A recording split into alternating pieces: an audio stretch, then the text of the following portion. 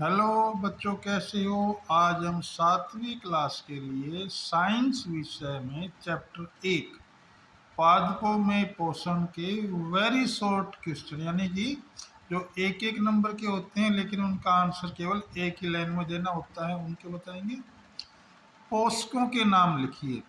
पोषक: carbohydrates, vitamin, वसा, protein, लवण। दूसरा प्रश्न: पादप खाद्य पदार्थों को कैसे संश्लिष्ट करते हैं। पादप खाद्य पदार्थों को कार्बन डाइऑक्साइड, जल और सूर्य प्रकाश से क्लोरोफिल की उपस्थिति में संश्लिष्ट करते हैं। प्रश्न नंबर 3: विभिन्न पोषण विधियों के नाम लिखिए।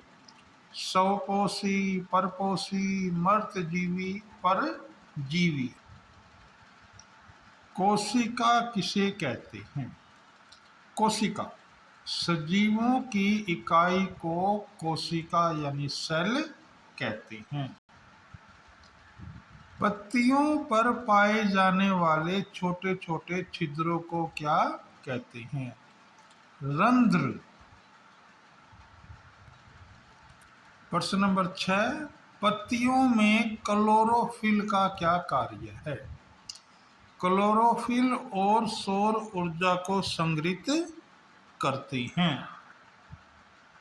प्रकाश संश्लेषण प्रक्रम के उत्पाद क्या हैं, यानी क्या बनता है इसके बाद। प्रकाश संश्लेषण होने के बाद क्या बनता है। कार्बोहाइड्रेट्स और ऑक्सीजन। प्रश्न नंबर 8: शैवाल क्या है।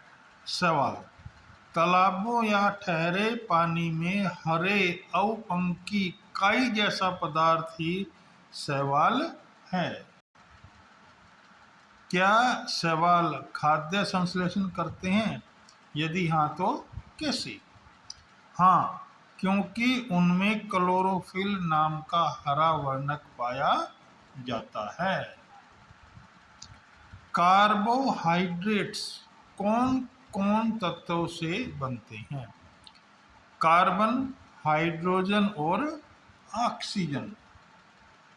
प्रश्न नंबर 11: उर्वरकों में कौन सा तत्व प्रचुर मात्रा में उपस्थित होता है। आंसर हो गया नाइट्रोजन। पादपों में कौन से अन्य उत्पाद संश्लिष्ट होते हैं।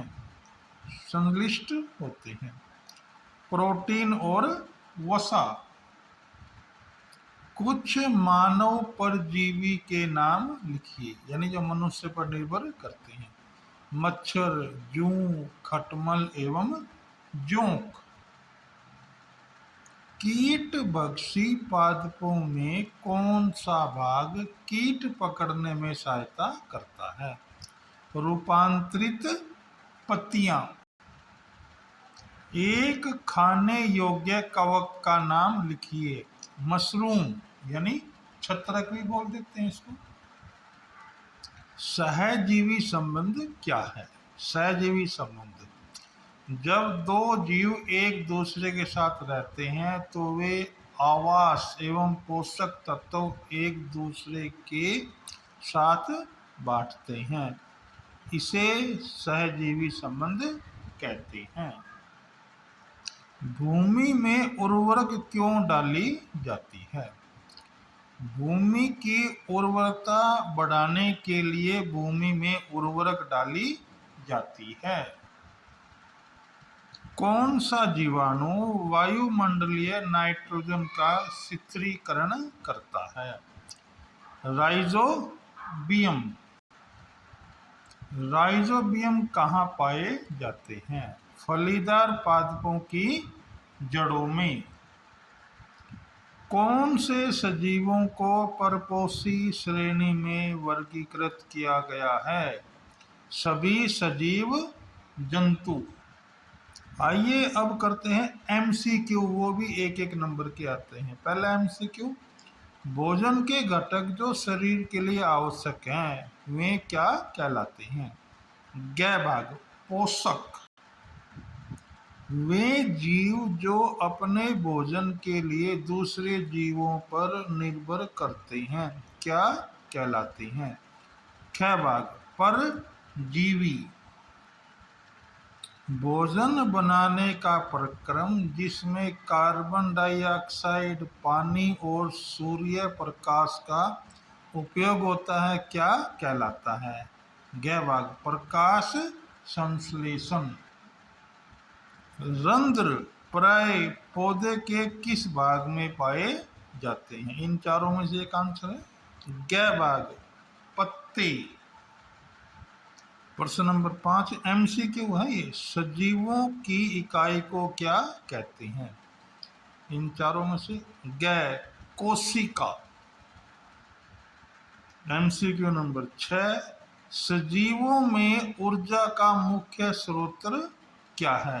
चंद्रमा, सूर्य, तारे, ग्रह। ख भाग सूर्य। MCQ नंबर 7 एक खाने योग्य कवक है? शैवाल, जीवाणु, राइजोपोर्स, मशरूम। घ भाग मशरूम। प्रश्न नंबर 8 हो गया। कौन सा जीवाणु वायुमंडलीय नाइट्रोजन का स्थिरीकरण करता है? बीबियो, काकस, ई कोदई, राइजोबियम। तो इसका घ भाग आंसर होगा राइजोबियम। पत्तों में पाया जाने वाला हरा वर्णक है? जैथोफिल, क्लोरोफिल, होमोग्लोबिन, रेसिन। ख भाग आंसर होगा क्लोरोफिल। जो हरे रंग का दिखता है ना भाई, उसे बोलते हैं क्लोरोफिल। पादप निम्न में से किस अंग द्वारा सांस लेते हैं? भाई क्या पौधे भी सांस लेते हैं? हाँ भाई लेते हैं। देखिए इन ये चार एपिडर्मिस, कली, स्टोमेटा, मूल, रोम। इन चारों में से एक आंसर होगा ग भाग स्टोमेटा द्वारा पादप सांस लेते हैं। परजीवी पादप का उदाहरण। परजीवी कौन से होते हैं? वो जो दूसरे की सहायता से पैदा होते हैं यानी पनपते हैं। अमरबेल, शैवाल, फरन, ग मशरूम।